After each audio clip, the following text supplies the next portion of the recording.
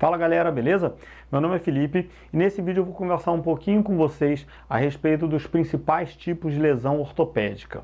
Quando a gente pensa então em lesão ortopédica, a gente classifica essas lesões ortopédicas de acordo com a característica da lesão e de acordo então com as estruturas que são comprometidas na lesão. Quais são essas principais lesões ortopédicas, então?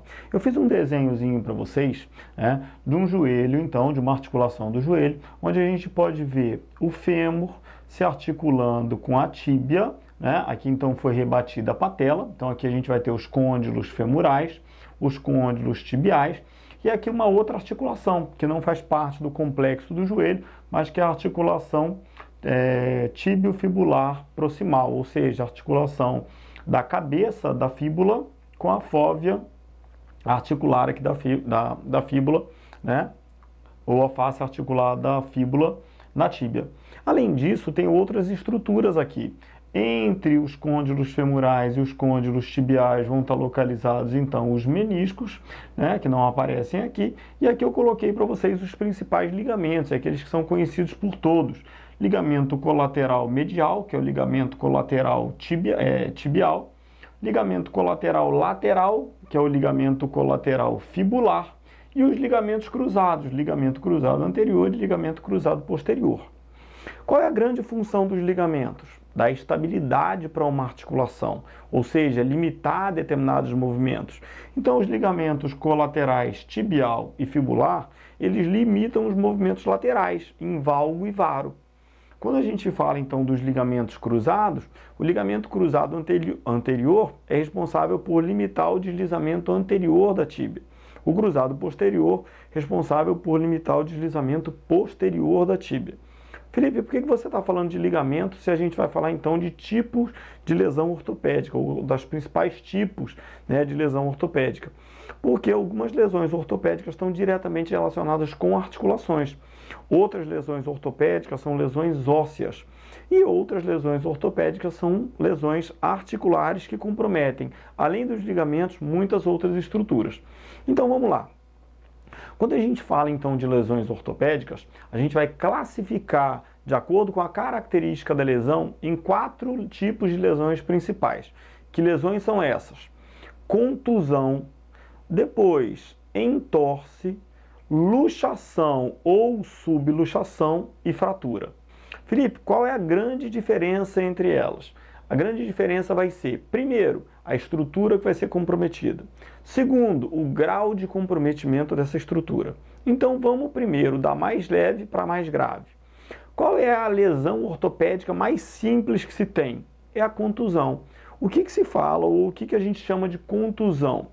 Contusão nada mais é do que um trauma direto em uma determinada estrutura osteomioarticular, ou seja, do sistema esquelético, do sistema articular ou do sistema muscular, mas ele só gera um trauma.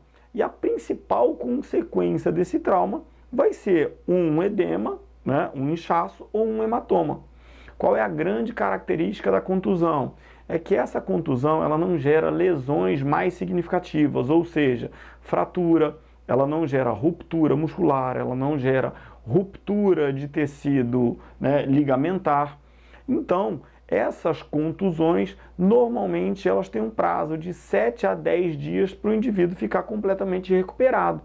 Isso independente de estar realizando algum procedimento de reabilitação ou não.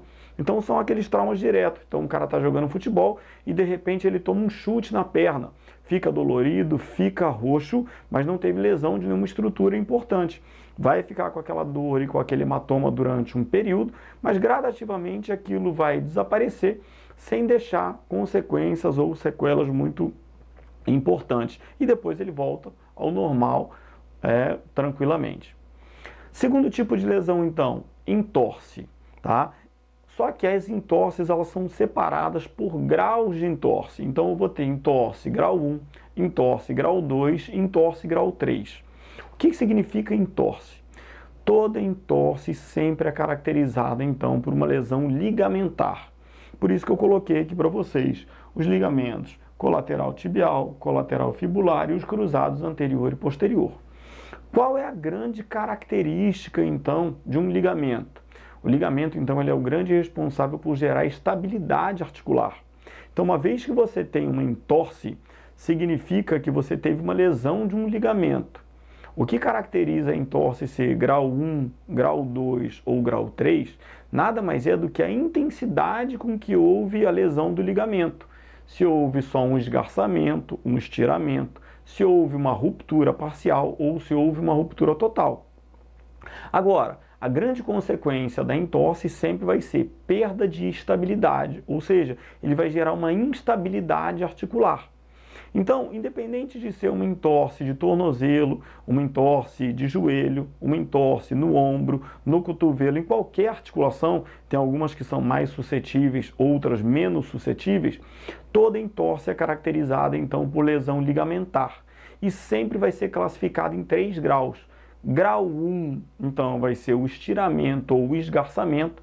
Quando há um estiramento ou esgarçamento desse ligamento, consequentemente vai haver uma folga articular. Só que é muito menos grave e muito mais fácil de reabilitar. Segunda, a entorse grau 2. Na entorse do tipo grau 2, você já tem uma ruptura parcial do ligamento, né? Vai gerar uma folga e essa folga, então, ela vai ser mais significativa. Felipe, na entorse grau 2 já é indicada a cirurgia? Depende. Muitas vezes até o entorse grau 1 já é indicado na cirurgia. Depende de que indivíduo você está tratando. Se você está falando então de um atleta de alto rendimento, ele não pode ter nenhuma folga articular. Né? Por quê? Porque qualquer grau de instabilidade vai gerar uma lesão. Então ele vai ficar muito mais suscetível à lesão. Então a reabilitação dele, ele tem que estar sempre 100%. Agora, então, isso vai ser muito, né, vai divergir muito de paciente ou de indivíduo para indivíduo. Até uma entorse grau 2, que é uma ruptura parcial, ela pode ser tratada conservadoramente ou cirurgicamente. Depende de quem? De quem a gente está tratando, então. É a mesma coisa, né? E uma entorse grau 3? Na entorse grau 3 é quando você tem uma ruptura total daquele ligamento. No caso de ruptura total do ligamento, então, você vai ter uma instabilidade articular naquele sentido, então, que era limitado por aquele ligamento que não está mais ali, que foi rompido, muito maior, muito mais significativa. Felipe, toda entorse grau 3 é indicativa ou tem indicação cirúrgica? Também depende.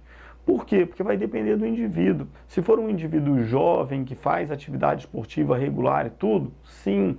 Agora, muitas vezes, essa entorse ou essa lesão de grau 3 em um determinado ligamento pode acontecer em uma pessoa bem mais velha, onde a cirurgia vai gerar muito mais prejuízo, na verdade, a reabilitação dessa cirurgia vai ser muito mais difícil do que o tratamento conservador. Então, a eleição entre tratamento conservador e o tratamento cirúrgico depende muito do custo-benefício que essa cirurgia vai trazer para esse paciente, tá? Mas, quando a gente fala, então, em entorse, a gente está caracterizando como lesão ligamentar, e essa lesão ligamentar ela pode ser grau 1, estiramento, grau 2, ruptura parcial, grau 3, ruptura total. Outro tipo de lesão, a fratura. Felipe, mas a fratura não deveria ficar por último? A fratura não é a lesão, então, do sistema esquelético ou osteomiarticular, né, mais grave? Não. E eu vou já explicar para vocês o porquê que ela não necessariamente é a lesão mais grave. A fratura nada mais é do que uma lesão do tecido ósseo, quando há uma perda de continuidade óssea. Só que existe dentro de fraturas, e depois eu vou gravar uma aula separada para vocês só falando de fratura, várias características e vários tipos de fratura. Então eu tenho fratura em galho verde, que é comum em criança, aonde o osso quebra, mas não tem uma perda de continuidade óssea, ou seja, é como se ele dobrasse. Existe fratura transversal, existe fratura oblíqua, fratura cominutiva, fratura por explosão, vários tipos de fratura diferentes. Mas a fratura, então, ela é caracterizada pela perda de continuidade óssea. Qual é o tratamento de qualquer fratura? Redução e imobilização daquela articulação ou das articulações envolvidas com aquele osso. Então, por exemplo, se ele tiver uma fratura da fíbula lá no tornozelo, ele vai ter que imobilizar todas as articulações que estão envolvidas lá com a fíbula, então com a extremidade distal da fíbula. Então ele vai usar aquela bota gessada. Por que que tem que imobilizar e qual é a diferença entre reduzir e imobilizar? Imobilizar, então, é só deixar parado. Redução de fratura nada mais é do que pegar os dois fragmentos que se separaram e juntar. Então, se eu tiver uma fratura de fíbula e esses dois ossos, eles tiverem, então a fíbula estiver quebrada, mas as duas extremidades continuarem encostadas e estiverem alinhadas, significa que ela é uma fratura, mas que essa fratura já está reduzida. Tratamento, imobilização. Tempo de imobilização depende de indivíduo para indivíduo. Quanto mais jovem, mais rápido esse processo de calcificação e remodelamento ósseo. Então isso pode variar de 15 dias para 30 dias, dependendo da fratura. Quanto mais velho, mais demorado é esse tempo. Mas uma coisa hoje que é preconizada é o seguinte, é que a fratura, quanto menos tempo ela tiver de imobilização e quanto mais simples for essa imobilização, com uma tala gessada ou com uma bota, caso possível, se ela estiver bem reduzida, tá? Vai ser muito mais eficiente. Por quê? Porque a ausência completa de movimento também vai gerar uma síndrome, que é a síndrome de imobilidade. Ou seja, o fato da pessoa ficar, às vezes, 30, 45 dias, 60 dias com uma imobilização de uma articulação, gera perda de líquido sinovial, consequentemente gera perda de movimento, e o processo de reabilitação pós-fratura, ele acaba sendo muito mais lento, não necessariamente por causa da consolidação da fratura, mas muitas vezes pelo tempo que ele passou imobilizado. Por que que ela não é a mais grave? Ela pode ser sim uma fratura grave, quando gerar comprometimento de outras estruturas, como no caso a gente tem fraturas expostas, né, que podem gerar infecção e podem levar até a morte. Mas nas fraturas, a maioria das fraturas, elas são fraturas fechadas. A maioria das fraturas não tem perda de continuidade óssea. Então, normalmente, ela não é a lesão ortopédica frequentemente mais grave. Quais são as lesões, então, que têm um comprometimento de mais estruturas e que são mais complicadas da reabilitação? Normalmente, então, são as luxações.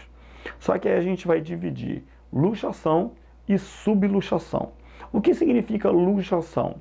Luxação nada mais é do que a perda da comunicação entre as superfícies articulares. Então é como se você tivesse uma desarticulação completa daquela articulação. Tá? Então se eu estou falando da articulação fêmuro-tibial, é como se a tíbia desencaixasse completamente do fêmur. Se eu estou falando da articulação glenomeral no ombro, é como se a cabeça do húmero saísse completamente da cavidade glenoide. Por que que isso é tão grave? Porque toda articulação ela é sustentada ou ela é limitada por alguns ligamentos. E quando você tem uma saída completa, uma desarticulação completa, você tem ruptura, ou seja, lesão de grau 3, de todos os ligamentos que mantêm aquela articulação sustentada naquela posição. Qual é o grande comprometimento disso? Eu não posso fazer uma cirurgia e recuperar esses ligamentos? Pode. Mas toda vez que se faz uma cirurgia, uma ligamentoplastia, o parâmetro de comparação de tensão de um ligamento é sempre um ligamento antagonista. Quando você tem uma lesão, então, onde você rompe todos os ligamentos, qual é o grande problema disso? É que rompendo todos os ligamentos você perde esse parâmetro de comparação. Então, como é que eu vou tensionar, então, agora um ligamento se eu não tenho mais parâmetro?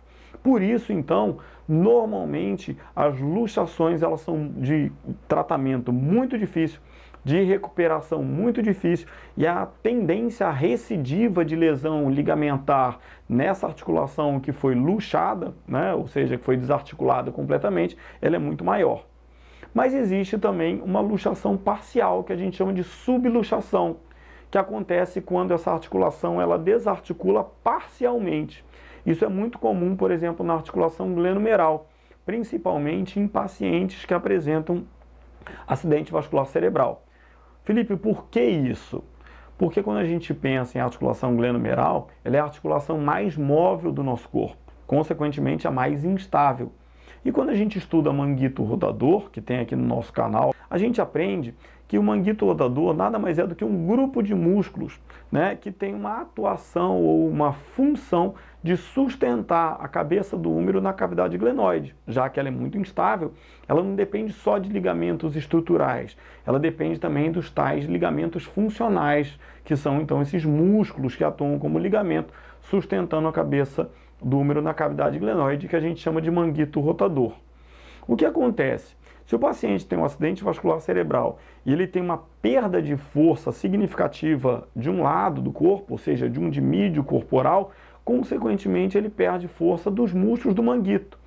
A simples perda de força ou enfraquecimento do manguito já é o suficiente para o peso do membro superior puxar o membro superior para baixo e deslocar parcialmente a cabeça do úmero. E a gente chama isso de subluxação glenomeral, que é muito comum então em paciente pós acidente vascular cerebral. Todos vão apresentar? Não, mas existe uma tendência deles apresentarem. Então, por isso, esses pacientes que têm AVC, a gente já trabalha de forma precoce, evitando a subluxação de ombro, que é uma grande tendência de aparecer. Então, a gente já trabalha de forma preventiva com esses pacientes.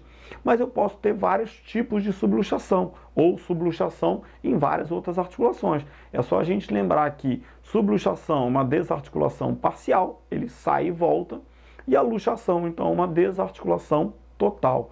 E a grande característica, então, da luxação nada mais é do que a deformidade. Por que a deformidade? Porque quando eu pego uma estrutura e desarticulo completamente, você deforma, porque você coloca uma estrutura em um lugar diferente. Exemplo, se eu tiver uma luxação de ombro, a cabeça do úmero vai sair da cavidade glenoide e ela vai ficar anteriormente ou posteriormente ou superiormente, gerando uma deformidade, porque ela vai ocupar, então, um lugar que não era o lugar dela. Beleza? Com isso, espero poder tirar um pouco das dúvidas de vocês, quando a gente fala então de principais lesões ortopédicas, falando então de contusão, dos tipos de entorse, das fraturas e das luxações e subluxações. Se você tiver mais interesse, nosso material completo vocês encontram aqui no site, que vai aparecer aqui para vocês, o felipeanatomia.com.br, onde vocês vão encontrar tanto essa videoaula quanto material em texto e banco de imagens também. Tudo que a gente faz de novo, a gente sempre posta nas nossas redes sociais, que vão aparecer aqui para vocês. Então acompanhe as nossas redes sociais que vocês vão estar por dentro de tudo que a gente está fazendo de novo. E se vocês gostam dos nossos vídeos, se inscrevam aqui no nosso canal, ativem o sininho de notificação para sempre ficar por dentro de tudo que a gente está fazendo e postando de novo para vocês. Beleza? Um abraço para vocês e até a próxima aula.